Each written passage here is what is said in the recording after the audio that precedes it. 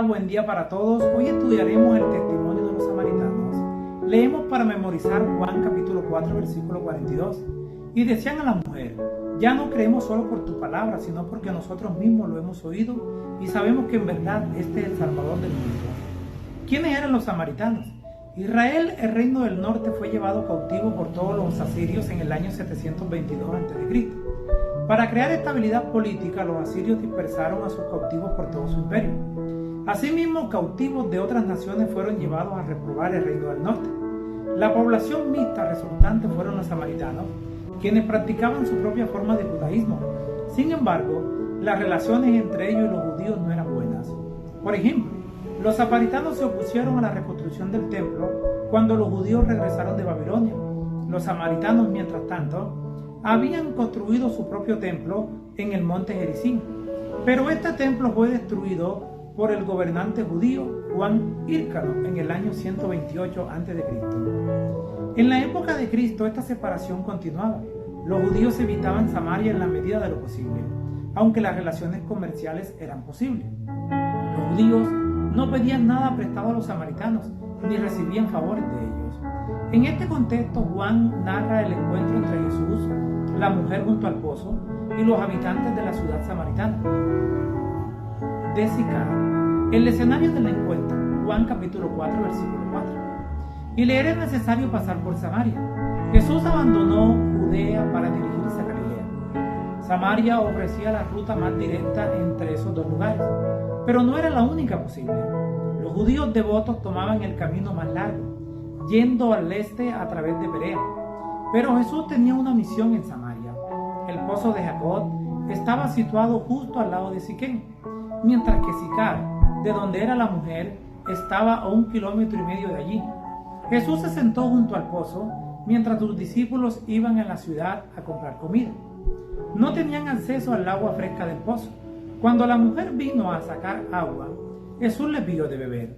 En Juan capítulo 3, fue sorprendente que Nicodemo, un dirigente de los judíos y rabino, se rebajara a ir a Jesús.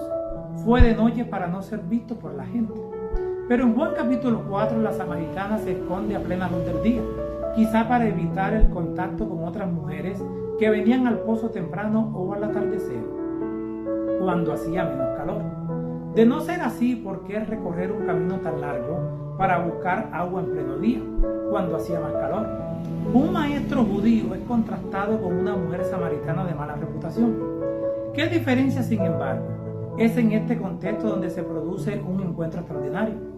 La mujer junto al pozo. Juan capítulo 4, versículo 7. Vino una mujer de Samaria a sacar agua, y Jesús le dijo: dame de beber. El odio que reinaba entre los judíos y los samaritanos impidió a la mujer ofrecer un favor a Jesús, pero el Salvador estaba tratando de hallar la llave de su corazón, y con el tacto nacido del amor divino, él no ofreció un favor, sino que lo pidió. El ofrecimiento de un favor podría haber sido rechazado, pero la confianza despierta confianza, la amistad despierta amistad. Como en su encuentro con Nicodemo, Jesús sabe lo que hay en el corazón de los demás. En respuesta a la sorpresa de la mujer de que un judío pidiera tal favor a un samaritano, Jesús va directamente al grano. Si conocieras el don de Dios y quién es el que te dice dame de beber, tú le pedirías a él y él te daría agua viva. Juan capítulo 4, versículo 10. La respuesta de la mujer fue como la de Nicodemo en el contexto de un nuevo nacimiento. ¿Cómo puede suceder esto? Juan capítulo 3, versículo 9. Preguntó: Señor, no tienes con qué sacarla y el pozo es hondo. ¿De dónde tienes agua viva? Juan capítulo 4, versículo 11. En ambos casos Jesús les estaba indicando a un prominente maestro judío y a una mujer samaritana de dudosa reputación. Las verdades espirituales trascendentes que cada uno necesitaba oír y entender, en cada caso Jesús les estaba diciendo básicamente lo mismo. Necesitan una experiencia de conversión. El agua es necesaria para la vida. Los seres humanos no podemos existir sin ella, por lo que también puede ser una imagen poderosa y apropiada de la vida eterna. Por eso dice Jesús: el que beba del agua que yo le daré no tendrá sed jamás, sino que el agua que yo le daré será en él un manantial que brotará para vida eterna. Señor, dame de esa agua. Esparciré sobre ustedes agua limpia, y serán limpiados de todas sus inmundicias y de todos sus ídolos. Les daré un corazón nuevo, y pondré un espíritu nuevo dentro de ustedes. Quitaré de su carne el corazón de piedra, y les daré un corazón de carne. Pondré un espíritu dentro de ustedes, y haré que anden en mis mandamientos, que guarden mis normas y las cumplan. Ezequiel capítulo 36, versículo 25 al 27. ¿De qué manera refleja Ezequiel 36 las verdades que Jesús trataba de comunicar a Nicodemo y a la mujer junto al pozo? En ambos casos Jesús procuraba alcanzar a estas personas con verdades espirituales, aunque usó ilustraciones del mundo natural para hacerlo. Ninguna de las dos personas entendió un principio lo que Jesús quería decir. ¿Cómo puede un hombre nacer de nuevo?, preguntó Nicodemo. Es decir, ¿cómo puede volver al vientre de su madre? Nicodemo pensaba en términos mundanos, en términos terrenales, aunque Jesús le estaba señalando claramente la verdad espiritual. La mujer interpretó también las palabras de Jesús acerca del agua en un sentido literal, a pesar de que Jesús estaba hablando claramente de algo espiritual. La respuesta de la mujer al ofrecimiento de agua viva por parte de Jesús fue: Señor, dame de esa agua, para que no tenga sed ni venga aquí a sacarla. Juan capítulo 4, versículo 15. Razonó que el agua que Jesús ofrecía le evitaría los viajes al pozo, reduciendo así el riesgo de enfrentarse a otros. Llama la atención el rápido giro de la conversión desde el pedido de agua por parte de Jesús hasta la solicitud de ella. Jesús cambia súbitamente el tema de la conversación y pide a la mujer que vaya a llamar a su marido y vuelva. Las ocasiones de la mujer denotan evasión. Jesús pudo leer su corazón. Ella debía afrontar su situación para ser sanada de su condición. Antes de que esa alma pudiese recibir el don que él anhelaba concederle, debía ser inducida a reconocer su pecado y su Salvador. La revelación de Jesús. Leamos Juan capítulo 4, versículos 18 y 19. Porque 5 maridos has tenido, y el que ahora tienes no es tu marido.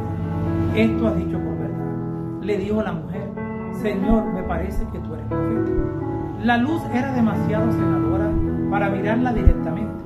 Aunque reconoce a Jesús como profeta, la mujer vuelve a practicar la evasión. Plantea a Jesús una cuestión de controversia religiosa entre judíos y samaritanos, el lugar adecuado para el culto. En respuesta, Jesús señaló que los samaritanos no sabían lo que adoraban.